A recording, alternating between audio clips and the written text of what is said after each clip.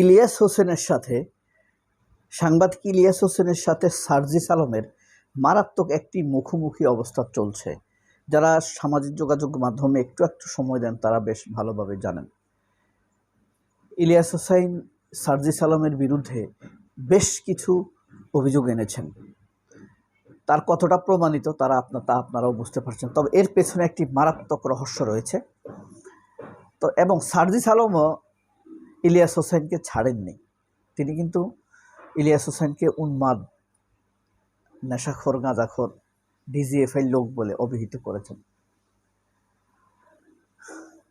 তবে এটা নিয়ে আরো একটি বড় ভিডিও বানানো সম্ভব। এর পিছনে অনেক রহস্য তথ্য রয়েছে।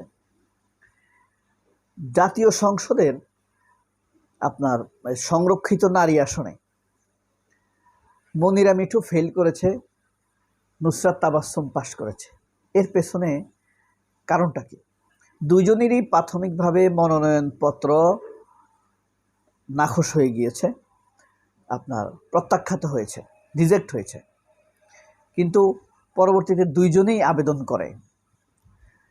এখন মনিরা মিঠুরটা রিজেক্ট হয়েছে, নুসরাত তাবাসসুমেরটা আপনার অ্যাকসেপ্ট হয়েছে। এর পেছনে রহস্যটা কি? ধরেন নুসরাত তাবাসসুম, মনিরা মিঠু দুইজনেই কিন্তু আন্দোলনের লোক, দুইজনেই এই দেশের মানুষের কাছে অ্যাকসেপ্টেবল। কিন্তু ফ্যাক্ট আছে মনিরা মিঠু একটু বেশি সত্যবাদী, একটি বেশি অ্যাকুরেট। নুসরাত তাবাসসুম ধরেন একটু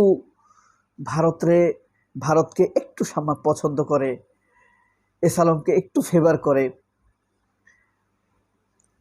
এর কারণেই কি নুসরাত তাবাসসুমের মনোনয়নপত্র অ্যাকসেপ্ট হয়েছে, মনিরা মিঠুর অ্যাকসেপ্ট হয়নি?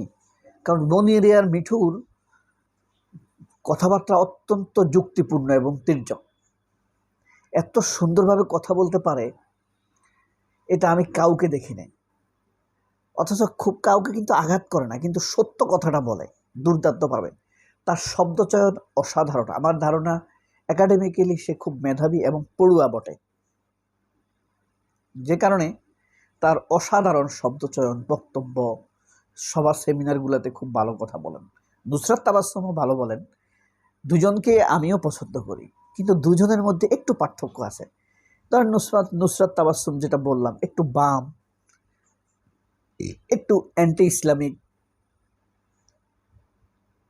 একটু এসালমিক, সামান্য। আমি ওই রকম বলতেছি না, মেঘমল্লার বসুদের মতো না। হ্যাঁ, একটু ভারতকে ঘৃণার পরিমাণটা একটু কম। অর্থাৎ মনিরা শারমিনের চাইতে একটু বেশি পছন্দ করে, আর বাম পাড়ার সাথে যোগাযোগটা বেশি কিন্তু নুসরাত তাবাসসুমের। আপনার ধরেন প্রথম আলো সভা সেমিনারে সে যায়, বাম পাড়াতে তার আসা যাওয়া বেশি। তার চলাফেরাটা কিন্তু বামিস্ট, বাম কালচারাল, উদিসি ছায়ানটি একটু ফেভার করে, আন্দোলনের ফিগার, ঠিক আছে। এই কারণেই কি এস আলমকে তাকে সাপোর্ট করে গেল। মনিরা শারমিনের মনোনয়নপত্র প্রত্যাখ্যাত হবার কারণটা কি? কেউ কি বলতে পারবে? সে নাকি নির্বাচন প্রভাবিত করার মতো ক্ষমতা রাখে। কি চাকরি করতো সে? নির্বাচন। সে কি খলিলুর রহমানের চাইতে বেশি নির্বাচন প্রভাবিত করতে পারে? খলিলুর রহমান আগের সরকারে ছিল, অথচ এই সরকারে এসেও সে পররাষ্ট্রমন্ত্রী। তার চাইতে বেশি কি নির্বাচন প্রভাবিত করার ক্ষমতা মনিরা শারমিনের রয়েছে? প্রশ্নে আসে না। তাহলে মনিরা শারমিনকে যুক্তি দেওয়া হয়েছে, সে এর আগে যে কাজে ছিল সে নির্বাচনকে প্রভাবিত করার ক্ষমতা রাখে। দেখেন, পুরা সংসদ কিন্তু এখন এস আলমময়। এস আলমের পক্ষে আইন হচ্ছে, বিচার বিভাগ নিয়ে এস আলমের ফেভারে যাওয়া হচ্ছে, আইসিটি নিয়ে ফেভারে যাওয়া হচ্ছে, অর্থনৈতিক কমিটি নিয়ে এস আলমের ফেভারে হচ্ছে, সালাউদ্দিন আহমেদ নিজে এস আলম, এবং প্রায় 34 জন এমপি আছে যাদের এস আলম ফাইন্যান্স করেছে নির্বাচনে। তাহলে এস আলম কোথায় ঘেটু করে আছে? বুঝতে পারছেন? এখানে এস আলমের রহস্য রয়েছে। মনিরা শারমিন এস আলমের বিরুদ্ধে তির্যক বক্তব্য রাখতেন, এটা আমি আগেও দেখেছি। স্বরাষ্ট্রমন্ত্রী তো পুরাই এসালমিক স্বরাষ্ট্রমন্ত্রী। এই যে আজকের দৈনিক আমার দেশ পত্রিকায় এই খবরটি এসেছে, আপনাদেরকে দেখাই, দেখেন।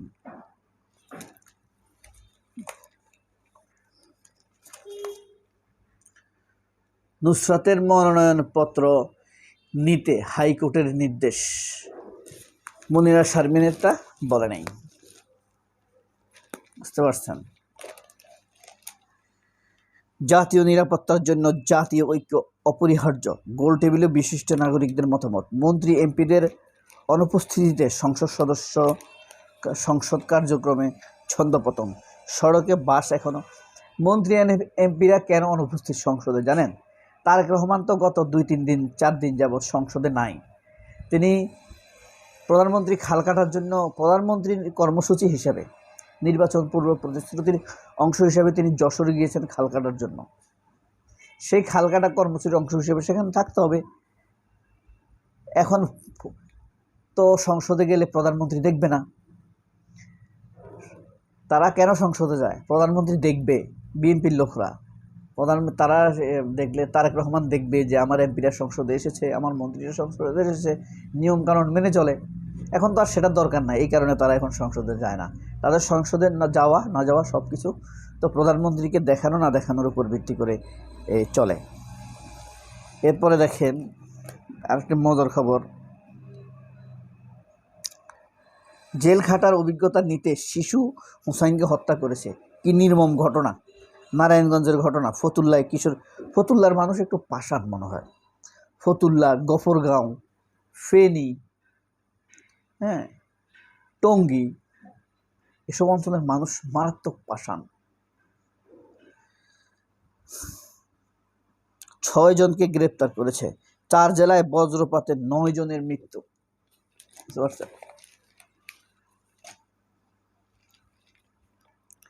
একীভূত 5 ব্যাংকের অনিশ্চিত গন্তব্য। SIBL ফেরত নিতে চায় এস আলম।